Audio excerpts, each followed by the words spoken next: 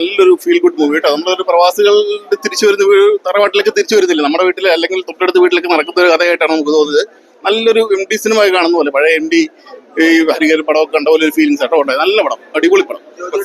എല്ലാവരും പെർഫോമൻസ് ജോജുവിന്റെ മാത്രമല്ല, ആരും മോശമല്ല. എല്ലാവരും ഒരു പെങ്കൊച്ചുണ്ട്, കിടിലനായിട്ടുണ്ട് പുള്ളിക്കാരി. അതുപോലെ നമ്മുടെ ആനന്ദത്തിൽ അഭിനയിച്ച ആ പുള്ളി, എല്ലാവരും കൊണ്ടും പടം നമ്പർ 1. ഫാമിലി പറഞ്ഞു തന്നെ പടത്തിന് കയറും, ഉറപ്പാണ്. ഇപ്പൊ മറ്റേ ജോബി ജോർജിന്റെ പടത്തിന് എല്ലാവരും കയറിയ പോലെ വീണ്ടും ഈ പടം ഹിറ്റാവും ഷുവർ കേട്ടോ. അടിപൊളി പടം.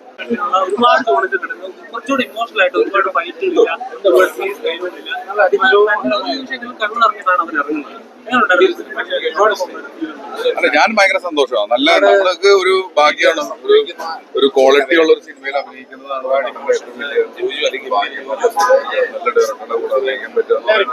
ഭാഗ്യം. അത് എനിക്ക് അതൊക്കെ ഈ പടം വെരി പ്രൗഡാണ്. ഇത് എന്താ പറയാ,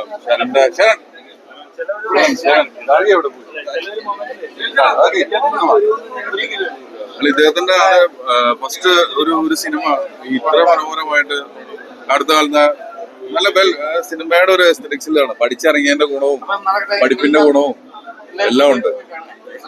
I am proud of you my boy.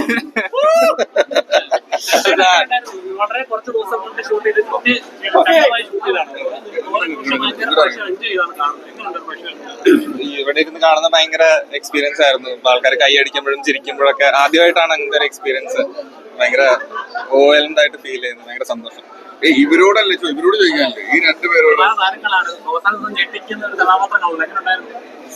It was a very pleasant experience. നല്ല രസമുണ്ടായിരുന്നു, വർക്ക് ചെയ്യാനും രസമുണ്ടായിരുന്നു. കണ്ടപ്പോ എനിക്ക് ആക്ച്വലി ഞാൻ ശരണിനോട് പറയായിരുന്നു, ഈ കഥ എക്സാക്ട്ലി ഓർമ്മയില്ല, ഇപ്പൊ 2 വർഷമായില്ലേ. ആൻഡ് ഡബിങ് ഒന്നും ഉണ്ടായിരുന്നില്ല അധികം, സൗണ്ട് ആയതുകൊണ്ട്. സോ പിന്നെ ഇപ്പോഴാണ് ആക്ട് ചെയ്ത് കഴിഞ്ഞിട്ട് പിന്നെ ഇപ്പോഴാണ് കാണുന്നത്. I M so happy with how the film has come out, Sharan. It's so beautiful.